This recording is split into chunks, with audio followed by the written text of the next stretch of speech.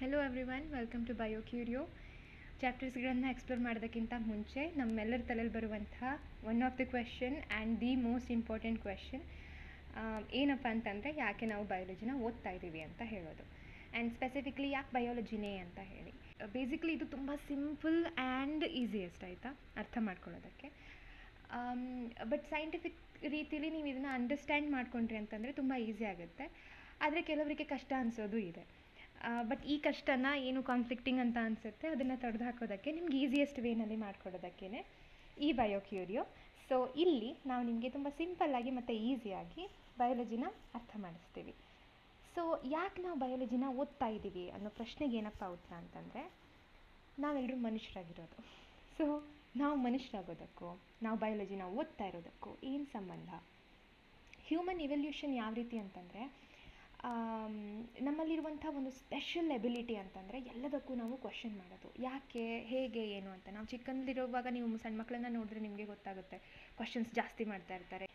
ಈ ಕ್ಯೂರಿಯಾಸಿಟಿನ ನೀವು ತಣಿಸ್ಬೇಕು ಅಂತಂದರೆ ನಿಮ್ಮ ಈ ಪ್ರಶ್ನೆಗಳಿಗೆ ಆನ್ಸರ್ ಸಿಗಬೇಕು. ಈ ಆನ್ಸರ್ ಸಿಗಬೇಕು ಅಂತಂದರೆ ಈ curiosity, you have the questioning ability and also the reasoning ability as well. So ಇವೆಲ್ಲನೂ ಜೊತೆಗೆ ಹೋಗೋದು ಎಲ್ಲಿ ಅಂತಂದರೆ ಸೈನ್ಸಲ್ಲಿ. ಸೊ ಈ ಸೈನ್ಸ್ ನಿಮಗೆ ನಿಮ್ಮ ಪ್ರತಿ ಕ್ವೆಶನ್ಸಿಗೂ ಆನ್ಸರನ್ನು ತುಂಬ ಲಾಜಿಕಲ್ ಆ್ಯಂಡ್ ಸೈಂಟಿಫಿಕ್ ವೇನಲ್ಲಿ, ಸೈಂಟಿಫಿಕ್ ವೇ ಅಂತಂದರೆ ಏನು, ಪ್ರೂಫ್ನ ಕೊಡಬೇಕು. ನಾನು ಸುಮ್ಮನೆ ರ್ಯಾಂಡಮ್ ಆಗಿ ಏನೋ ಹೇಳೋದಲ್ಲ ಇದೇ ಆನ್ಸರ್ ಅಂತ ಹೇಳಿ. ಬಟ್ ಅದಕ್ಕೆ ನಾನು ನಿಮಗೆ ಪ್ರೂಫನ್ನು ಕೊಡಬೇಕು ಮತ್ತು ರೀಸನ್ಸನ್ನು ಹೇಳಬೇಕು. ಇವಿಷ್ಟನ್ನು ಮಾಡ್ತಾ ಇದ್ದೀನಿ ಅಂತಂದರೆ ನಾನು ಸೈಂಟಿಫಿಕ್ ಟೆಂಪರ್ಮೆಂಟಲ್ಲಿ ನಿಮಗೆ ಆನ್ಸರ್ನ ಕೊಡ್ತಾ ಇದ್ದೀನಿ ಅಂತ ಅರ್ಥ. ಸೊ ಇದನ್ನು ಮಾಡೋದು ಏನು, ಸೈನ್ಸ್. ಓಕೆ, ಸೈನ್ಸ್ ಏನು ಮಾಡ್ತು, ನಿಮ್ಮ ಕ್ವೆಶನ್ಸಿಗೆ ಆನ್ಸರ್ ಕೊಡ್ತು. ಆದರೆ ಬಯಾಲಜಿ ಏನು ಮಾಡ್ತಾ ಇದೆ? Biology is one of the branch of science ಅಂತಂದರೆ, ಸೊ ಬಯಾಲಜಿಲಿ ನೀವು ಲಿವಿಂಗ್ ಬೀಯಿಂಗ್ಸ್ ಬಗ್ಗೆ ಅದ್ರ ಕುರಿತಾಗಿ ನಿಮ್ಗೆ ಯಾವುದೇ ಕ್ವೆಶನ್ಸ್ ಬಂದ್ರೂ ನೀವು ಎಲ್ಲಿ ಆನ್ಸರ್ನ ಹುಡ್ಕೊಂಡು ಹೋಗಬೇಕಾಗತ್ತೆ? ಬಯಾಲಜಿಲಿ. So anything related to living being. ಹೇಗೆ ಬಯೋ ಅಂತಂದರೆ ಲಿವಿಂಗ್, ಆಯಿತಾ, ಲಜಿ ಅಂತಂದರೆ study. So study of living beings is called as biology. So biology ಏನೇನು ಕ್ವೆಶನ್ಸ್ ನಿಮ್ಗೆ ಆನ್ಸರ್ ಸಿಗುತ್ತೆ? Anything related to living beings. Okay, so ಈ ಆನ್ಸರ್ಸ್ ಆ್ಯಂಡ್ ಕ್ವೆಶನಿಂಗ್ ಏನು ನಡೀತಾ ಇದೆಯಲ್ಲ, ಇಲ್ಲಿ ಲಿವಿಂಗ್ ಥಿಂಗ್ಸ್ ಆ್ಯಂಡ್ ಬೀಯಿಂಗ್ಸ್, ಅದ್ರದ್ದು ಪ್ರಾಸೆಸ್ ಏನು, ಗ್ರೋತ್ ಹೆಂಗಾಗ್ತಾ ಇದೆ, ಇವಲ್ಯೂಷನ್ ಹೆಂಗಾಗ್ತಾ ಇದೆ, ಅಬೌಟ್ ಎನಿಥಿಂಗ್, ಎನಿ ಸಿಸ್ಟಮ್ ಹೇಗೆ ನಡೀತಾ ಇದೆ ಅಂತ ಹೇಳೋದಕ್ಕೆ ಆನ್ಸರ್ ಸಿಗುತ್ತೆ. ನಿಮ್ಗೆ ಅನಿಸಿದ್ಯಾ ಯಾವಾಗಲಾದ್ರೂ, ನಾನು ಚಿಕ್ಕವಳಿರುವಾಗ ತುಂಬ ಚಿಕ್ಕವಳಾಗಿದ್ದೆ, ಈಗ ನೋಡಿದ್ರೆ ಎತ್ತರ ಆಗಿಬಿಟ್ಟಿನಿ, ಉದ್ದಾಗ್ಬಿಟ್ಟಿದ್ದೀನಿ, ಅಗಲ ಆಗಿಬಿಟ್ಟಿದ್ದೀನಿ, ಗಿಡ್ಡ ಆಗಿಬಿಟ್ಟಿದ್ದೀನಿ. ಒಟ್ಟಿನಲ್ಲಿ ಐ ಮೀನ್ ಎತ್ತರನೇ ಆಗಿರ್ತೀವಿ ಸ್ವಲ್ಪನಾದ್ರೂ. ಸೊ ಚಿಕ್ಕಂದ್ರಿಂದ ನಾವಿರೋದಕ್ಕೂ ಈಗೂ ವ್ಯತ್ಯಾಸ ಇದೆ. ಯಾವ ರೀತಿ ಆಯಿತು ಈ ಬೆಳವಣಿಗೆ, ಎಲ್ಲಾಯಿತು, ಹೇಗಾಯಿತು ಅಂತ ಪ್ರಶ್ನೆ ಬಂದಿದೆಯಾ ಯಾವಾಗಲಾದ್ರೂ? ಸೊ ಈ ಪ್ರಶ್ನೆಗೆ ಉತ್ತರ ನಿಮ್ಗೆ ಯಾರು ಕೊಡ್ತಾರೆ? Again biology. ಆ್ಯಂಡ್ ಇವಲ್ಯೂಷನ್ ಆಗಿರುತ್ತೆ. ನಾವು ಮಂಗನಿಂದ ಮಾನವ ಅಂತ ಕೇಳಿದ್ದೀವಿ. ಈ ಇವಲ್ಯೂಷನ್ ಪ್ರಾಸೆಸ್ ಏನು ಅಂದರೆ, ಮಂಗನಿಂದ ನೀವು ಮಾನವ ಆಗಬೇಕು, ಹೌದಾ? ಸೊ ಇಲ್ಲೊಂದು ಪ್ರಾಸೆಸ್ ನಡಿಬೇಕಲ್ವಾ? ಈ ಪ್ರಾಸೆಸ್ ಏನು? ಇದೇ ಇವಲ್ಯೂಷನ್. ಈ ಇವಲ್ಯೂಷನ್ ಹೇಗಾಯಿತು, ಯಾಕಾಯಿತು, ಇದಕ್ಕೆಲ್ಲಿ ಹೋಗಬೇಕು ನೀವು? ಬಯಾಲಜಿಗೆ ಹೋಗಬೇಕು. ಸೊ ಇದು ಕೂಡ ಆನ್ಸರ್ ಕೊಡುತ್ತೆ. ಸೊ ನೀವು ಸೈಂಟಿಫಿಕ್ ಟೆಂಪರ್ಮೆಂಟ್ ಹೊಂದಿದ್ದೀರಿ ಅಂತಂದರೆ ಈ ಇಡೀ ಪ್ರಾಸೆಸ್ ನಡೆಯೋದು ವೈ, ವಾಟ್ ಆ್ಯಂಡ್ ಹೌ ಅನ್ನೋ ಕ್ವಶನ್ಸಿಂದ. ಸದ್ಯಕ್ಕೆ if you are a science student, ನೀವು ಇಡೀ through of the journey, this is very important for you. ನಿಮ್ಮ ಸದ್ಯದ ಮಂತ್ರ ಏನಾಗಬೇಕು ಅಂತಂದರೆ ವೈ, ವಾಟ್ ಆ್ಯಂಡ್ ಹೌ. ನಿಮ್ಗೆ ಈ 3 ಪ್ರಶ್ನೆ ನಿಮ್ಮ ತಲೆಯಲ್ಲಿ ನೀವೇನೇ ಓದ್ತಾ ಇದ್ರೂ, ಸೈಂಟಿಫಿಕಲಿ ನೀವು ಓದ್ತಾ ಇದ್ದೀರಿ ಅಂತಂದರೆ ಕ್ವಶನ್ಸ್ ಬರಬೇಕು, ಅದಕ್ಕೆ ಆನ್ಸರ್ನ ಕಂಡುಕೋಬೇಕು. ಇದನ್ನು ಮಾಡಿದ್ರಿ ನೀವು ಅಂತಂದರೆ ನಿಮಗೆ ಸೈಂಟಿಫಿಕ್ ಟೆಂಪರ್ಮೆಂಟ್ ಇದೆ ಅಂತ ಅರ್ಥ. ಸೊ ನೀವು ಪ್ರತಿ ಕ್ವಶನ್ಸ್, ಪ್ರತಿ ಸಂದರ್ಭದಲ್ಲೂ, ಪ್ರತಿ ಚಾಪ್ಟ್ರಲ್ಲೂ ನಿಮ್ಮ ಈ ಕ್ವಶನ್ಸ್ಗೆ ಆನ್ಸರ್ ಮಾಡ್ತಾ ಇದ್ದೀರಿ ಅಂತಂದರೆ ನಿಮಗೆ ಚಾಪ್ಟರ್ ಅರ್ಥ ಆಗಿದೆ. ಆ್ಯಂಡ್ ಅದ್ರ ರಿಲೇಟೆಡ್ ಏನೇ ಇದ್ರೂ ನೀವು ಆರಾಮಾಗಿ ಸಾಲ್ವ್ ಮಾಡ್ತೀರಾ. ಓಕೆನಾ? Not only that thing, but anything related to human society or say anything related to science, you can question these things. ನಿಮ್ಗೆ ಆ ಕ್ವಶನಿಂಗ್ ಟೆಂಪರ್ಮೆಂಟ್ ಇರಬೇಕು, ಅದನ್ನು ಮಾತ್ರ ಕಳ್ಕೊಬೇಡಿ. Always question, okay, in the right way possible. So exploring biodiversity as well. ನೀವು ಯಾವಾಗಲಾದರೂ ಅಂದ್ಕೊಂಡಿದ್ದೀರಾ, ನಾನು ಒಂಥರ ಕಾಣ್ತೀನಿ, ನನ್ನ ಫ್ರೆಂಡ್ಸ್ ಇನ್ನೊಂದು ಥರ ಕಾಣ್ತಾರೆ, ಅಥವಾ ನಮ್ಮ ಮನೇಲೇ ಈಗ ಪ್ರಾಣಿಲೇ ನೀವು ನೋಡಿರ್ತೀರ, ಒಂದೊಂದಿಷ್ಟು ಪ್ರಾಣಿಗಳು ಒಂದೊಂದು ಥರ ಕಾಣುತ್ತವೆ. ಒಂದು ಗಿಡದ ಹತ್ರನೇ ಹೋದ್ರಿ ಅಂತಂದರೆ ಅದ್ರ ಬುಡದಲ್ಲಿ ಬೇರೆ ಬೇರೆ ಗಿಡಗಳು ಬೆಳ್ಕೊಂಡಿರುತ್ತೆ, ಯಾವುದು ಸೇಮ್ ಇರಲ್ಲ, ಎಲ್ಲ ಡಿಫ್ರೆಂಟ್ ಆಗಿರುತ್ತೆ.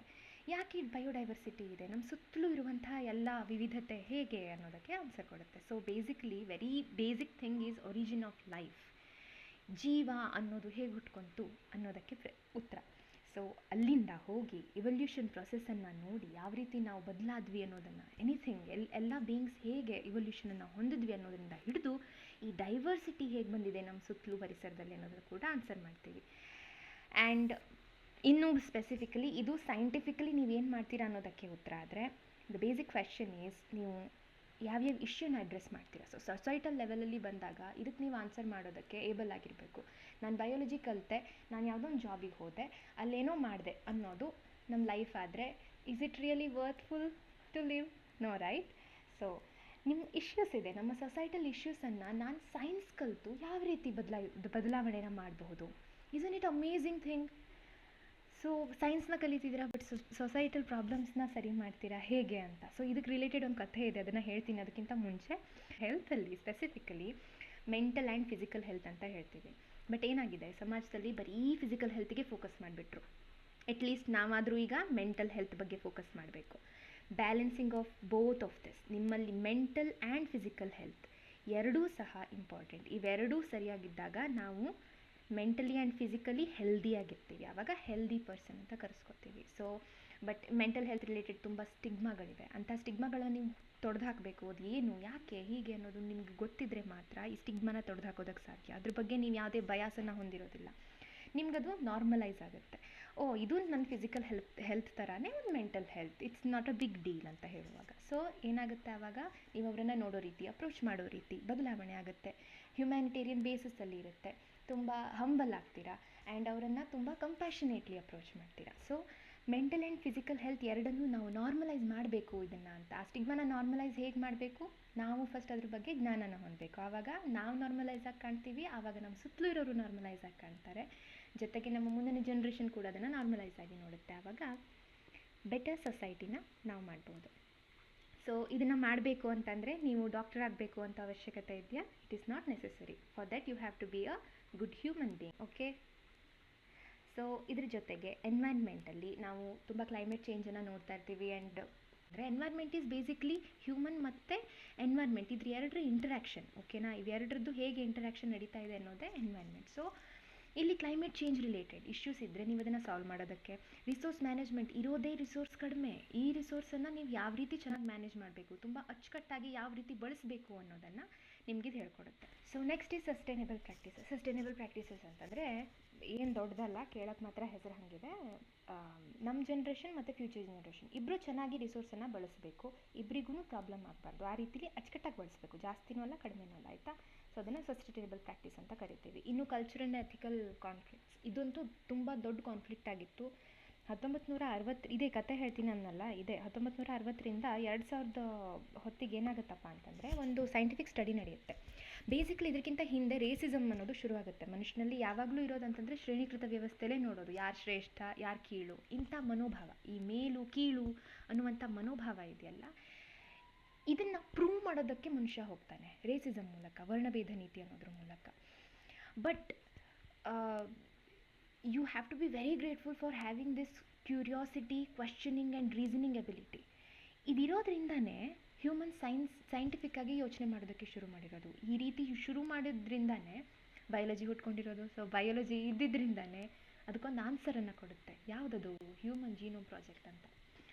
So this was one of the best ever thing to happen to human beings. Okay, human genome project 1960ರಿಂದ 2010 ಆದಂಥ ಈ ಪ್ರಾಜೆಕ್ಟ್ ಏನು ಹೇಳುತ್ತೆ, ಈ ಮಿತ್ ಏನಿತ್ತಲ್ಲ ಇದನ್ನು ಡಿಬಂಕ್ ಮಾಡುತ್ತೆ. ಈ ರೇಸಿಸಮ್ ಅನ್ನೋದಕ್ಕೆ ಬೇಸೇ ಇಲ್ಲ ಅಂತ ಹೇಳುತ್ತೆ. ಬದಲಿಗೆ ನಾವೆಲ್ಲ ಹ್ಯೂಮನ್ ಬೀಯಿಂಗ್ಸು 99.9% ಸಿಮಿಲರ್ ಇದ್ದೀವಿ. ಈ 0.1% ಏನಿದೆ ಅದು ನಮ್ಮ ಇವಲ್ಯೂಷನಿಂದ ಆಗುತ್ತೆ. Evolution depends on environment and geography. ನಾವೆಲ್ಲಿರ್ತೀವಿ, ಹೇಗಿರ್ತೀವಿ, ಆಹಾರ ಹೇಗಿರುತ್ತೆ, ಇದ್ರ ಮೇಲೆ ಡಿಪೆಂಡ್ ಆಗುತ್ತೆ ಹೊರತು ನಮ್ಮಲ್ಲಿ ರೇಸೇ ಇದೆ, ಇನ್ನೊಂದು ಜಾತಿಗಳೇ ಇವೆ ಅನ್ನೋದು ಸುಳ್ಳು ಅಂತ ಪ್ರೂವ್ ಮಾಡುತ್ತೆ.